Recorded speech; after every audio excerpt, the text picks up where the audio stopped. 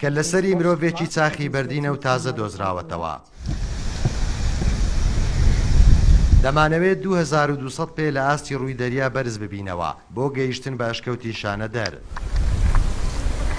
ئەو شوێنەی یەکەم چیرۆکی مێژووی مرۆڤی نیاندەرتاڵی لە سەدەی 19ەمی زاینیدا تێدا دۆزرایەوە. ئێستاژ تیمێکی بریتانی سەرقاڵی دۆزینەوەی نوێن.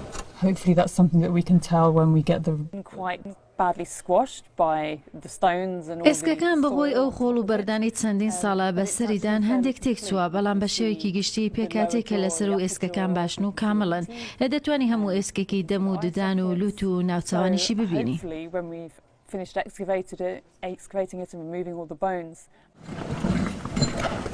پرۆسەیەکی ورد لەسەر خۆی و پشودرێژی دەوێت.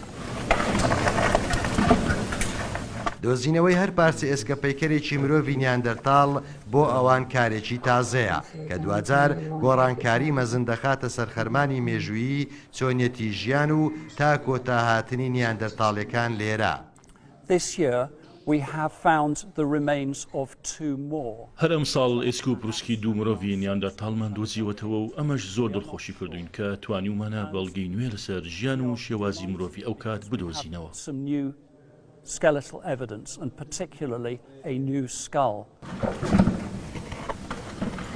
5 ساڵە حکوومەتی هەرێمی کوردستان بە گرێبەستێک تیمێکی زانکۆی کامبریجی بریتانی لە بواری شوێنەوار هێناوەتە ئێرە بۆ کاری هەڵکۆڵین و پشکنین لە وەشکەوتە. ئەشکەوتی شانەدەر ئەوەندە پڕبایەخە کە لە سەرتاسەری جیهان مرۆڤی نیاندەرتاڵ دۆزرایتەوە، بەڵام نەکتەن تەواوی ئێسکە پێکەری تەواوی مرۆڤی نیاندەرتاڵ بە دەگمەن پێشاتیەکە لە مەوقعی شوێنەواری ئێسکە پێکەری تەواوی مرۆڤی نیاندەرتاڵ بدۆزرێتەوە بەو ژمارە زۆرەی کە لە ئەشکەوتی شانەدەر دۆزرایەوە.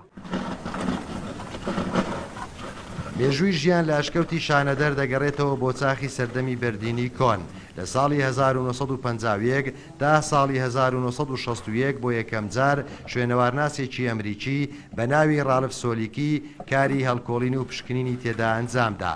تا ئێستاژ 9 تا 10 ئێسکە پەیکەری مرۆڤی نیاندەرتاڵ لە چینی خوارەوەی ئەشکەوتەکە دۆزراونەتەوە.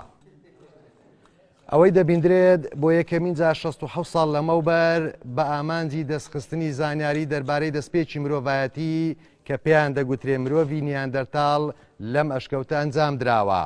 دوای تێپەڕبوونی زیاتر لە نیو سەدا تاکو ئێستا پرۆسەکە بە ئامانجی ئاشکراکردنی زانیاری و چیرۆکی زیاتر بەردەوامە.